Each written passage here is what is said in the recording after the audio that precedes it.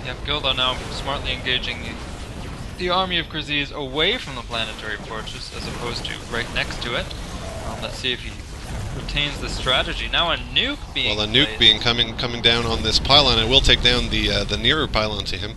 One pylon still up, and Gildo's going to use that before that Yeah, and that falls. photon Warping. cannon that was once brought down to 1 hit point is now finally destroyed. It's now officially gone from this mortal coil.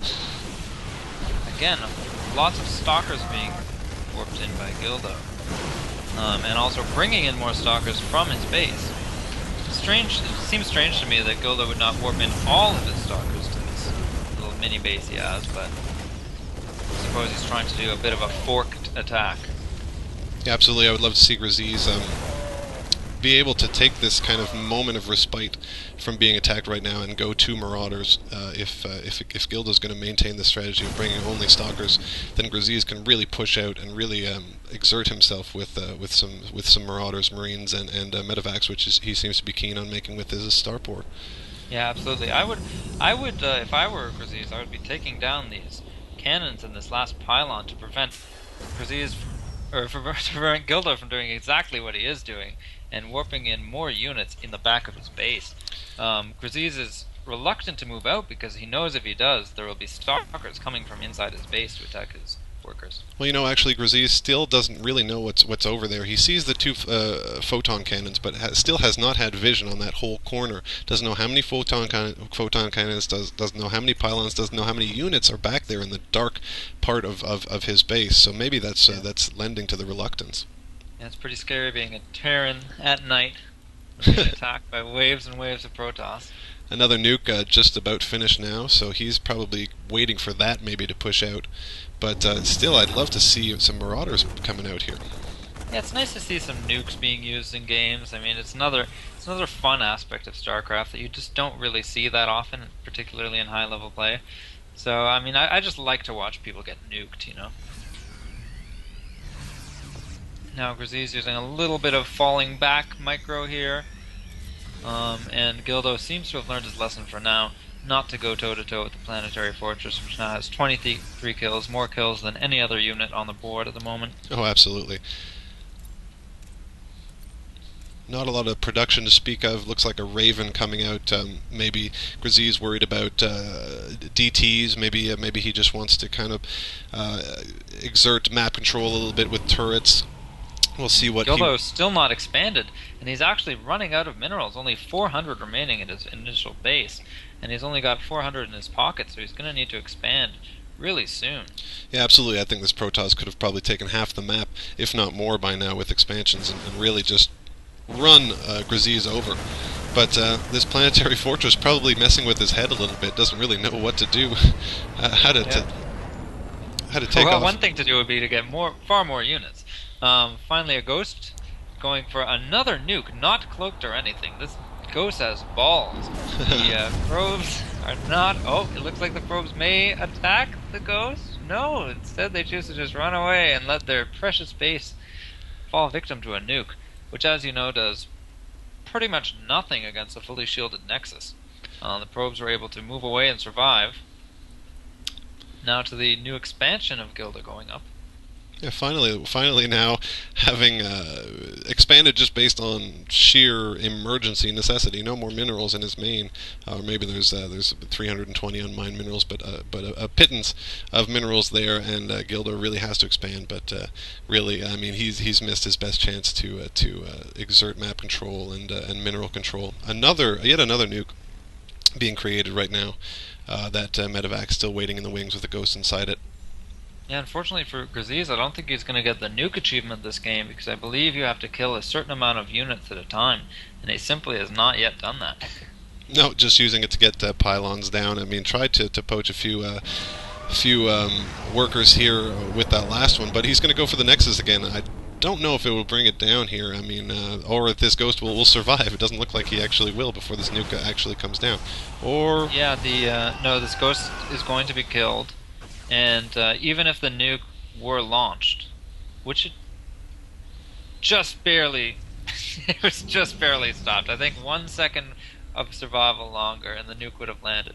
But I I know for a fact that nothing would have been destroyed as a result of that nuke. The Nexus simply has too many hit points when you add up the shield and armor. Yeah, if he's going to keep going with this nuke strategy, he needs to research cloaking at this point and maybe try to... maybe he can go out and get a few probes, or all the probes at Gildo's new natural expansion, and that would really kind of seal the deal here. But Greziz finally using some siege tanks to take out the last remnants of Gildo's base in his own base. And you know, I've got to say, like, when I used to play StarCraft, I used to be more afraid of photon cannons, as you know, and I feel like this is the way that Greziz is playing. He thinks that photon cannons are more powerful than they are, and he just doesn't want to engage them with his units. Absolutely, photon cannons, you know, scared the bejesus out of me in the first game, and still make me very, very apprehensive to go into a Protoss main base, or when I'm, you know, when I get OT'd in the early game. But this far into the game, really, it's time to stop being afraid of those. You've got enough Marines, you've got enough siege tanks to kind of put an end to that, yeah, exactly. that saga. Even 2 Marines and 1 medevac could take out a photon cannon. Maybe 3. We will experiment on that later tonight and get back to you. Greziz now taunting Gildo with his nuke business, and Gildo has again only stalkers and 1 zealot, and he's just not doing much. He's yeah, production kind of stagnated here for the Protoss while he's getting his new expansion up. But even before that, wasn't really building units. Kind of shell shocked, I think, that he didn't win this game. Maybe he had won a lot of games previously with tower rushes, and just didn't really know how to progress from here. But siege tanks coming out en masse from the Terran, and you know, sticking with just these gateway units might spell the end here for Gildo. Yeah, that's right. Gildo's got a huge amount of mineral income from his 1 remaining base. Greziz no longer generating any minerals whatsoever. Yeah, pretty much no income whatsoever as far as minerals for Greziz. Kind of lost his opportunity to expand. He could expand now, and it is probably what he's going to do. But I feel like the clash is going to come before he can really get that up and running. But then again, I'm not sure. These players very, very apprehensive to kind of test each other right now, not knowing what the other one's got planned. Not a lot of scouting in this game. Not a lot of scanning as far as the Terran is controlled. No observers out on the map that I can see, and a lot of apprehension here. Now going for those middle rocks, like we talked about in the beginning of the game. Yeah, Greziz now moving his entire force across the map, and you know, it's going to be quite a large battle, but I believe Greziz is going to have this. He's got the siege tanks, which they do have siege mode ready, and if he makes proper use of that, Gildo's units should not stand a chance. He simply does not have enough immortals.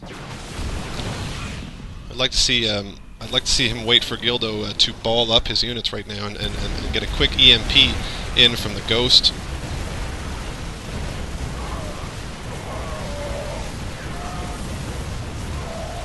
Notice whether the Ghost used an EMP there? No, still no EMP used by the Ghost, but you know, definitely didn't look like he needed it much. Those siege tanks really pounding those stalkers. Yeah. Despite the fact that one of the 3 siege tanks was actually out of range for the entire battle, because he's coming out way ahead, and although Gildo is continuing to produce additional units to back up his army, and Greziz doesn't look like he'll have a chance to do that, especially with his SCVs just hanging around in his base, choosing not to do any work. I guess they're too tired.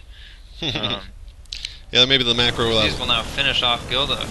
He realizes he doesn't need any more minerals to finish this game.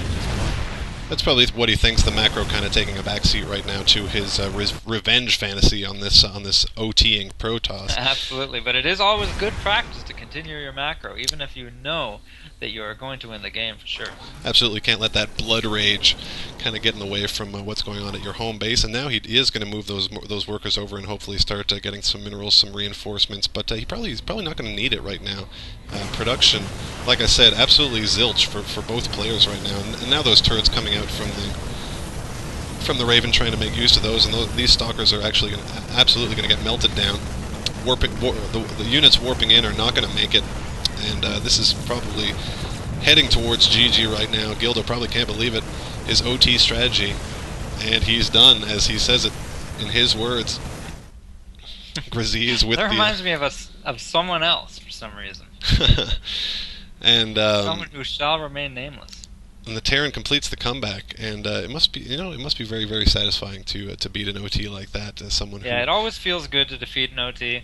I've come across some more devastating OTs than that in my own time, and when it does happen, you do develop a certain hatred for your opponent that normally you don't develop, and defeating them is just all the sweeter for it. Absolutely, I could feel Greziz licking his chops there at the end, and he knew that this was go time. He knew that this was a big enough army and didn't really need any macro, didn't really need any reinforcements. And this game just proves that you don't have to be a pro player to produce interesting and fun matches and great comebacks, and that the Wood League is gonna showcase some of those matches every once in a while. So send us your games if you find them interesting, and you might end up on the Wood League.